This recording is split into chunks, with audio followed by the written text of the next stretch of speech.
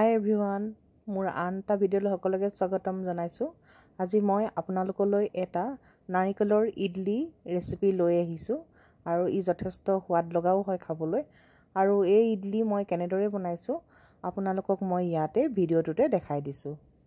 আৰু এই ইডলি বনাবৰ কাৰণে মই প্ৰথমে চাহ খোৱা ডাঙৰ কাপৰ জোখাৰে 1.5 কাপ চুজি লৈছোঁ।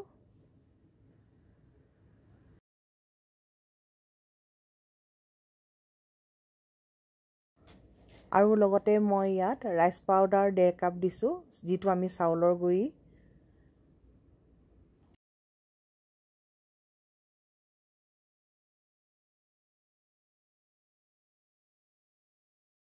আৰু 1 কাপৰ জোখৰ চেনিও দিছোঁ।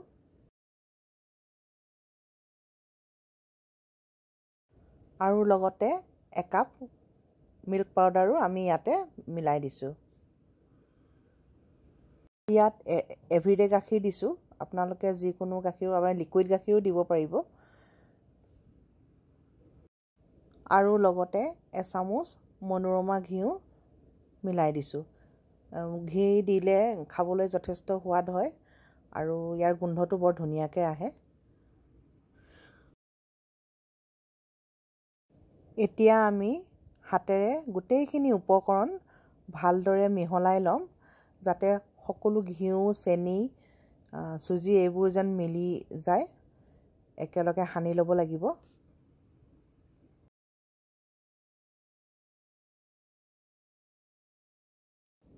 আৰু এইদৰে সানি লোৱাৰ পাছত আমি ইয়াত অলপ অলপকৈ পানী দি ভালদৰে পেষ্ট এটা কৰিব লাগিব। খুব বেছি ডাঠকৈ কৰিলেও নালাগে। আৰু এতিয়া আমি লাহে লাহে পানী অকণমান দি পিঠাগুড়িখিনি অলপ পেষ্ট এটা কৰি ল'ব লাগিব। আপোনালোকে পানী সলনি গাখীৰো দিব পাৰে, কিন্তু মই ইয়াত পাউডাৰ গাখীৰ দিয়াৰ বাবে অকলে পানী দিয়ে গোটেইখিনি সানিছোঁ। আৰু খুব একেবাৰে জুলীয়া কৰিও নেপেলাব, যাতে মানে মালপোৱা জোখৰ আমি যিটো পেষ্ট কৰোঁ তেনেকুৱা নিয়মত আমি থ'ব লাগিব।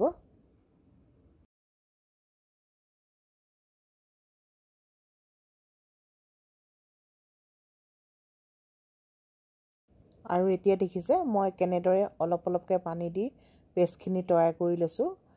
ঠিক এনেকুৱা কৰিব লাগিব। খুব বেছি পাতলো কৰিব নালাগিব আৰু খুব বেছি ডাঠো কৰিব নালাগিব। এতিয়া আমি ইয়াৰ ৰেষ্টিঙৰ কাৰণে 10 মিনিটমান সময় প্লেট এখনে এইখিনি ঢাকি থৈ দিম।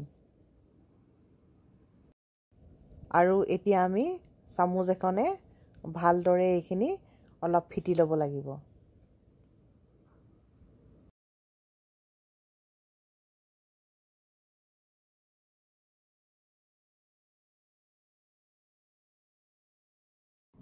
আৰু এতিয়া ইয়াত লগতে এচামুচ বেকিং পাউডাৰো আমি ইয়াতে মিক্স কৰি দিছোঁ।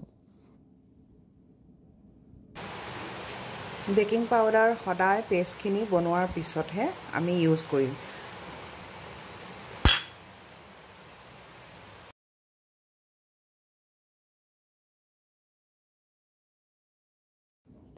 আৰু যিহেতু মই ইডলি ষ্টেণ্ডত বনাম, সেইবাবে মই কি কৰিছোঁ, এটা কুকাৰত পানী অলপ দি এইটো গেছত পাতি দিছোঁ। পানীখিনি খুব বেছিকৈ দিবও নালাগে, যাতে ইডলি ষ্টেণ্ডটো বহাব পৰাকৈ অকণমান তলিতে দিব লাগিব।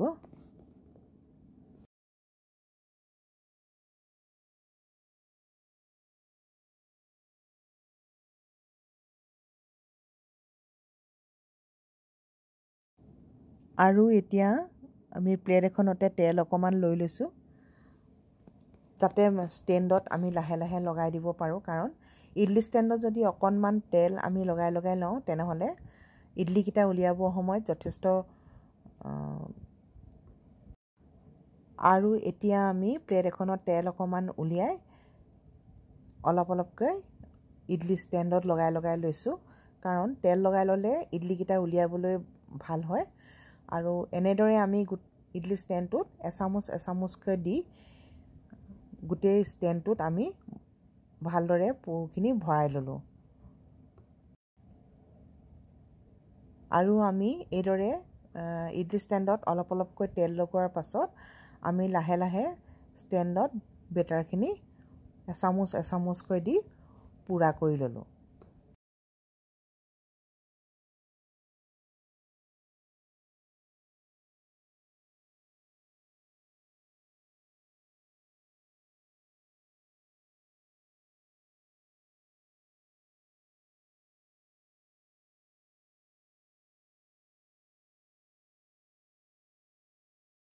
আৰু এইদৰে কুকাৰত বহোৱা 10 মিনিটৰ পিছত আপোনালোকে ষ্টেণ্ডটো উলিয়াই আনিব পাৰিব। এতিয়া দেখিছেনে কি ধুনীয়াকৈ ইডলিকেইটা ফুলা ফুলাকৈ উঠি আহিছে, দেখিবলৈ ইমান ধুনীয়া প্লাফি হৈছে।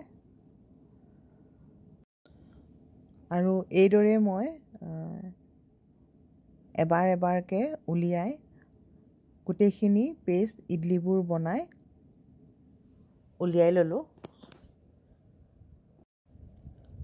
আৰু এইদৰে ইডলিখিনি হৈ যোৱাৰ পাছত মই লাহে লাহে গোটেইবোৰ উলিয়াই ল'লোঁ ষ্টেণ্ডৰ পৰা, আৰু গোটেইখিনি বেটাৰ দি মই লাহেকৈ ইডলিবোৰ বনাই ল'লোঁ।